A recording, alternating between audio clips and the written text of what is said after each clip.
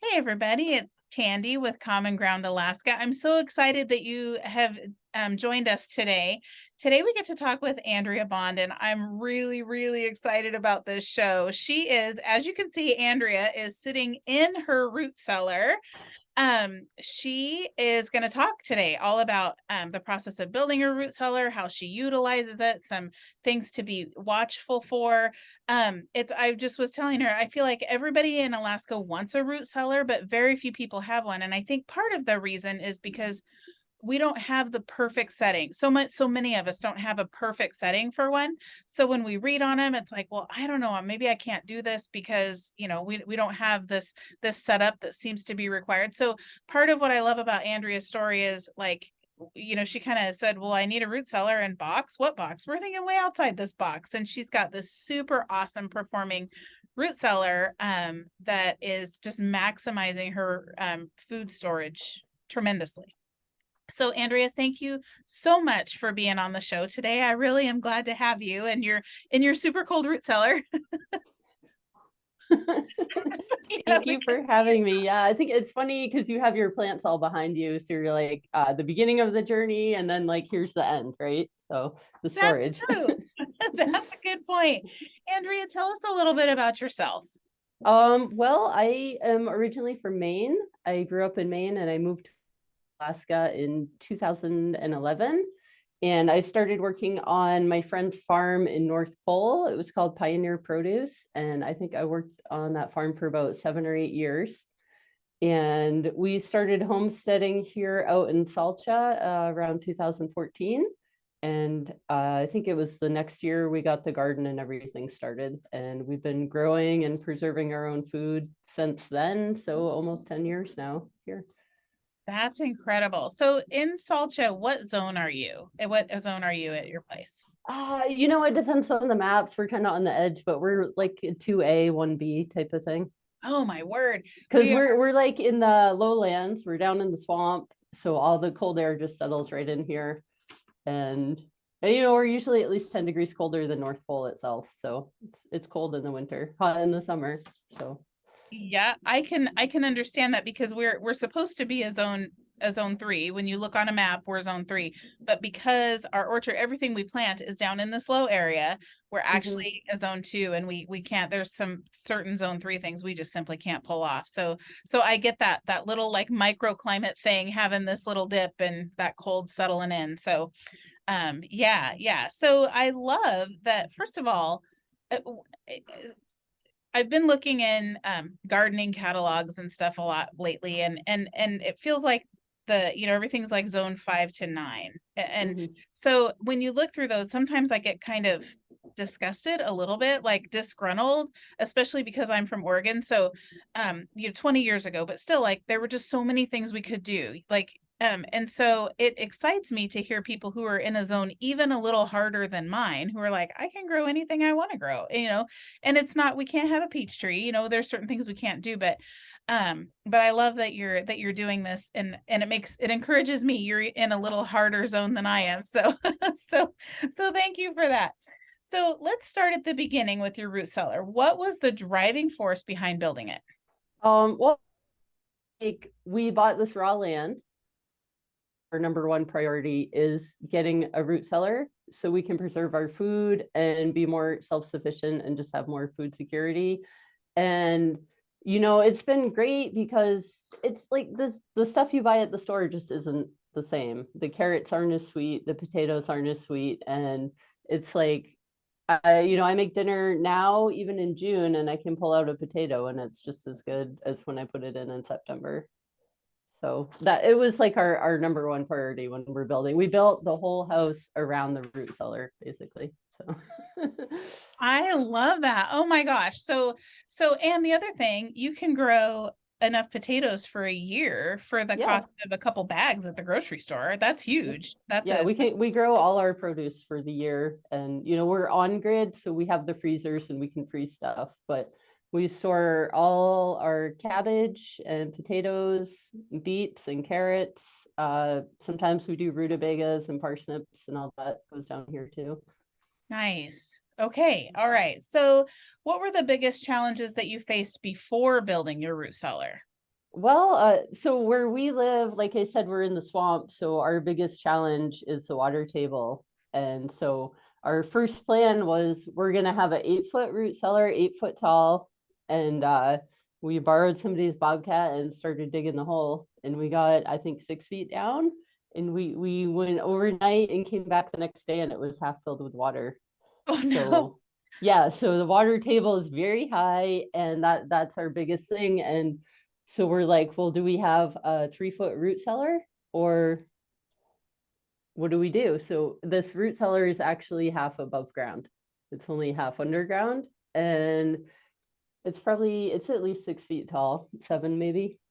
But So it's at least 3 feet above ground. And then we raised the house up and it's on like concrete pylons that we hadn't built a house yet, but originally it was going to be on ground and we're like, okay, change the idea. We're going 3 foot up. So we have like just empty space under the house now.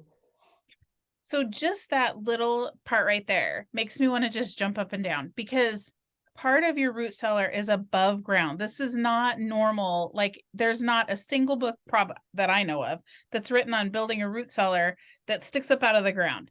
So so you already, instead of what you could have said is, oh man, the water table's too high. I guess I can't have a root cellar, and built your house.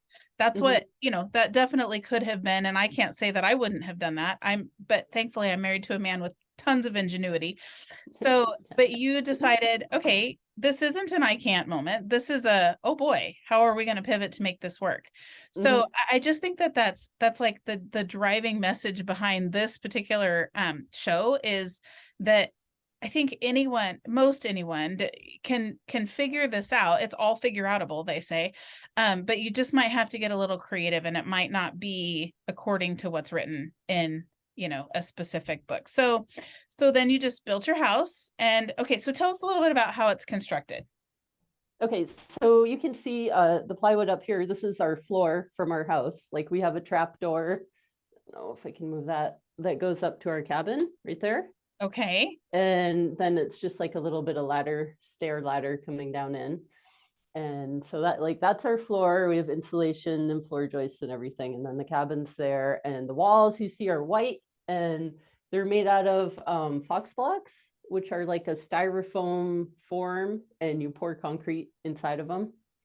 Okay. So we dug the hole out, we set this thing up, and we had the concrete truck come and pour the cement in for this and the pylons that hold the house up.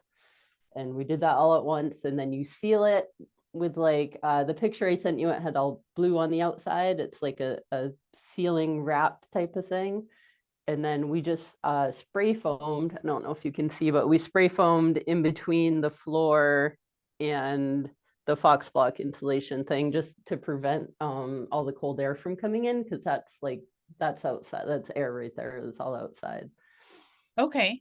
No, so it's been like because it's part above ground, we backfilled with the soil to try to help insulate it more, but there's still some temperature fluctuations that are when it's 50 below, it gets a little too cold down here, Right. So, okay, I just want to mention that you did send us a bunch of pictures and those are in the blog post, which is linked in the show notes. So if you want to see gobs of pictures and kind of get a better idea of the overall construction. But one of my favorite pictures is the picture that you have of these candles down there. No, those aren't for ambiance, right? This isn't. Right here. Exactly. So, yeah.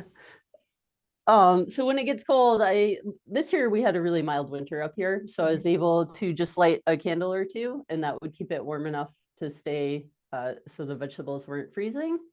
And some years when it's really cold, we have a little electric heater. We just turn on and off when it gets too cold. But yeah, but I don't know if we're off grid, would have to find another way around that, right? But we're lucky enough to have electricity, so we can just boom, turn it on, right? Yep, exactly.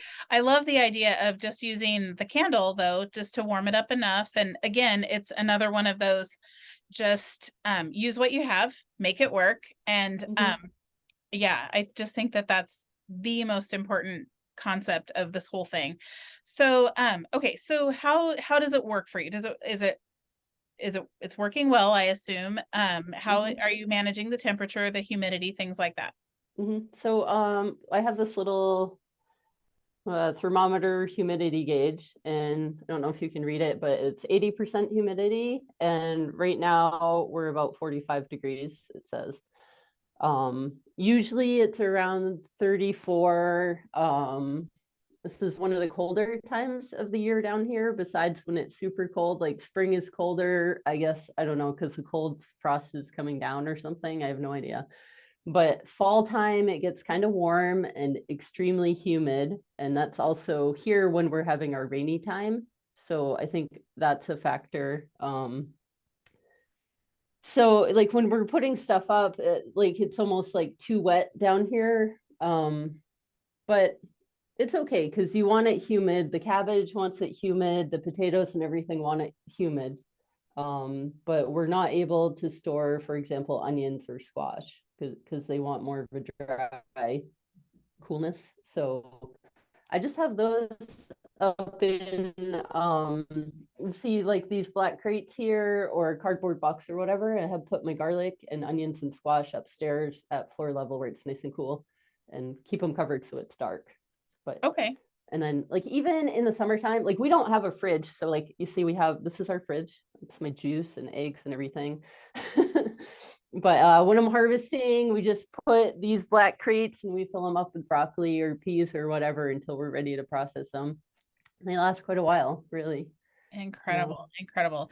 And I do just want to say, I think you mentioned it's usually around 34 degrees, but because you were so gracious and decided to sit down in this room for the podcast, you warmed it up to about 45, and that's why we can see your breath because it's still pretty chilly. So yeah, I mean, that's it says 45, but it's chilly. I'm sure it Yeah. is But chilly. I'm sure it when is. we open that door there, it warms it up quite a bit. So sometimes when it's cold, we just do that too. And we have this, if you can see, this is just a little PVC pipe Uh-huh. and it goes to a hole in the door and it goes down here so we can try to circulate the air a little bit, get the Oh, warm air and cold air exchanging. There's a couple holes in the door and I don't know, I think it helps a little, but just kind of like we've had it, I don't know, 9 or 10 years now, and we're just trying to troubleshoot different little things every year. I'm sure. Sometimes it floods in the spring. One year it flooded, the water was like above my extra tufts, right? Oh, So shoot. now we have shelves. That's So I right. can just put things up on top when it gets wet. We used to just have it on the floor on pallets, right? So when it's cold, I can move stuff up higher where it's warmer, or when it's wet, I can move it up high. In the fall, when it gets warm, I can put it down on the ground where it's cool. So you're just kind of always working with what you got, trying to figure it out, you know? That's right. That's right. So we have greenhouses, and so we when we need to get the humidity down, we have these huge fans that we blow, and it gets the humidity out in a matter of minutes. How do you bring the humidity down in if it gets too humid in there in a sealed room? Do you just open up the trap door and We just open the door. We can run a fan with these exchange pipes too and try to put a fan under it to blow up or one to blow down. But mostly, it doesn't last too long and it's usually only really humid right early in the fall. So just, I try to hold off harvesting as long as I can, that makes which sense? is good for the root cellar, but then it's like it's just getting colder outside and you're like, like I don't want to be washing carrots when it's 30 degrees out, right? You're so right. But as Sometimes the you have to. but the colder the carrots get in the ground, the sweeter they are. So there's It's always that true. Yeah. advantage too, right? Yep. Tell me what foods work well in your excuse me, tell me what foods work well in your root cellar. Okay, so I don't know if you can see behind me, I have some cabbage hanging up right there. So we just pull the cabbage out by the roots, leave Okay. the stem on, wash the roots off with water, and you just hang them on the shelf so they're not touching each other or they're not touching anything. Okay. And that will last. We made coleslaw last night. You just peel the outer leaves off and they'll last till June or whatever. That's your cabbage from your garden last year. Yeah. Yep. Incredible. Refrigerators don't even do that well. Our cabbage No. didn't even last to Thanksgiving in our refrigerator. Right. Yeah. So we have then I have some carrots up there and potatoes and beets. We didn't do rutabagas or parsnips or celeriac last year, but those store well too. Okay. And Awesome. stuff like Brussels sprouts that won't last all winter, but you can store it for a while. Same with the broccoli, but we just store it down here till we can process it, you know? Okay. Yeah. Perfect. So what foods don't do well down there? Anything like the onions and garlic and squash. Here is too humid for that. I think, you know, if you had a more climate controlled or less humid spot, you could probably do those. But we just do those. They work upstairs. I have garlic that lasts all year, so it's fine. Yeah. Yeah. Okay. So we do that with our squash. I have a basket of spaghetti squash, and there's, I think, 4 left from last year. And like a part of me doesn't want to use them because I'm so proud of them. I'm like, I don't want them to be gone Yeah. yet. But they just look beautiful, just sitting there on the kitchen counter. Tell me, Right. I'm Well, it's curious. nice to see how long they last too, right? It really is. They're I actually get those to sprouting. go. Yeah, that's right. They're actually sprouting on the inside. So the last one that I cut open has like the seeds have all sprouted, which the chickens just went nuts over. They were thinking that was, nobody gets sprouts in February, but our chickens did, or March, I guess. So, Awesome. so I just have a question. Have you tried or have you ever put apples down? We have an apple orchard, so we have a lot of keeping apples. And I know one thing apples kind of put off, you have to separate them from other things. But would apples do Mhm. well down there, or would it be too humid? Do you even Well, know? we have some from the grocery store right here. But Okay. yeah, I went when Claire's cultivation was still open for U pick. Okay. We went there a few times and got apples and plums, and I just stored them in their own corner and kind of cover. You can see I store all my veggies in these little plastic mesh bags, Hmm. which I think it gives them enough ventilation where they don't get like condensation inside of it. Right. But it works pretty well. I don't want to haul sand or sawdust down here. Honestly, it's so I did the apples and I just put them in these little milk crates and kind of put them off in their own spot. And I don't think that made anything go bad, really. Okay. But I'd have to check. I keep notes. I keep like extensive notes every year of how much pounds of stuff we keep and when we run out or when it went bad. And I meant to bring that down and I forgot to. But one year we did have, I don't know, 20 pounds of apples or so that we got. And they lasted quite a while. And I didn't see any adverse effects from it. Okay. Well, my mom, I'm getting ready to do a whole series on my granny's pantry because my granny fed her family of 8 just from stuff that this was in Oregon, but that they either sourced locally or grew themselves. Um, and it's such an inspiration to me because it's kind of close to me, it's my granny, so she did it, and I remember her root cellar and I remember these things. And one thing that my mom says is she had these crates that my gramps had made that just kind of slid under the canned goods, and they had apples and they had potatoes and everything sat together, and it was before you really knew, and everything seemed to do okay. So I don't know if it's something new, if it's a humidity thing, and maybe if everything is right, then they can store together. Like, I don't know.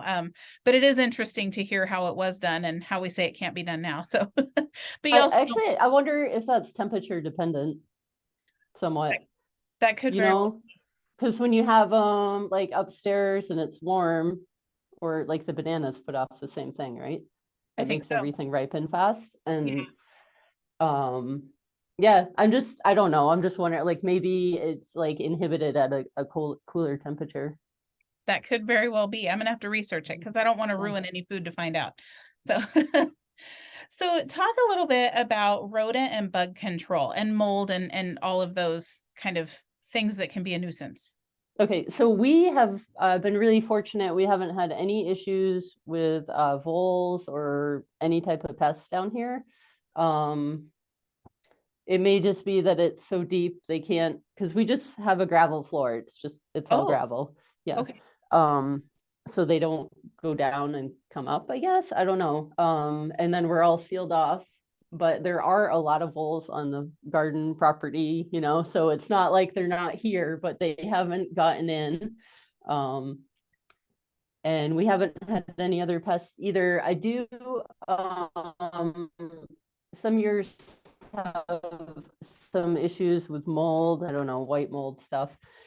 And so every fall, what I do is I take like the pump sprayer with bleach water. I take everything out and I wash the walls down and all the shelves and the ceiling and the stairs, and we just scrub it all down with bleach, which I hate doing, but I've tried tea tree, I've tried vinegar, I've tried everything, and bleach just lasts the longest. Yeah.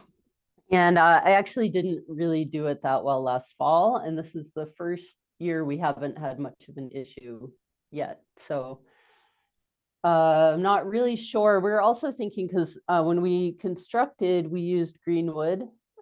We used green logs. We didn't age them, so it might Okay. be. I don't know if that's making it more moldy or. Yeah, it's not that bad, but so some foods, like when I bring my grocery store foods down, they might go bad a little quicker, which is kind of weird, right? Because the other stuff lasts so long. Like the vegetables still get moldy, but like like the rim of your jar or something, it will start to grow there. Not even on the inside, but just collect on the outside. So, Interesting. I just got to go wipe everything down once in a while. Yeah. Well, now I'm curious. Do you know what the humidity is inside of a refrigerator typically? I have no idea. I don't either, but now I'm just curious. Like, how does your refrigerator compare to my refrigerator? I doubt it's 80% because seems like, well, maybe I don't see any condensation, but it seems like at 80% there would be some condensation, but must not be. Yeah, no, there's not. When it gets up higher, it does. Like Yeah. it will start. It's like anything that's cold that it touches, it will start dripping on. Yeah. Even the outside of the cabbage, and I'm like, oh. Yeah. So, what advice do you have for those of us who are in the dreaming stage of a root cellar? I would say just find a way, you know. I know it's probably more of a challenge. People that you've already have a house built, right? And you're like, okay, well, I can't just like put one under my house. But if you have like a hillside or something, you could probably dig into that. I know some people even will just dig a hole and bury like a chest freezer. And that might not last all year, but you're going to be preserving like the length of your vegetables. And so, like, okay, if they'll last till December that way, well, you got 2 more months of food you can not buy at the store, right? Yep. And So, you can have that much more that you have grown yourself. You can grow your own that much more and have just, you're saving money, you're getting a better product and all the things. So yeah, I agree. Like just talking with you has inspired me so much. And so now I'm like when my husband and I were when you had agreed to do the podcast, we went outside and I mean it's snowy everywhere. You can't really see the lay of the land, but we've lived here for 20 years, so we know it pretty well. And I was like, what do you think about that spot? Or maybe over here. I wonder if we could, could we put in like a culvert under the driveway? And he's like, oh my goodness. So I think it's just a matter of, and everyone's is going to look different because our resources are different, our topography is different, everything is just, but I do think it's much more possible than a lot of us think it is for a lot less money than we might think too. And especially because you're a little colder than the rest of us. So, and you didn't, I mean, there is, my goodness, there is expense in pouring concrete for sure, but you haven't had to go to any massive lengths in a zone, 1B, 2A to keep it from freezing inside. So I think that's, you don't have feet of blue board on the outside and, all those things. So I just really think it is very doable. And it's just a matter of determining and deciding to do it. Absolutely. And like if you're planning on building an addition or something, that would be the perfect time to do it, right? When you're already building a heated structure. Oh, well, let's put the root cellar there. Let's make that work, Good point. True. That's very true. Yeah, I hadn't thought about that either because it would be access is going to be so much easier if your house is on top of it. You don't have to shovel snow to get to it. Right. Which We is get enough of that, right? For sure.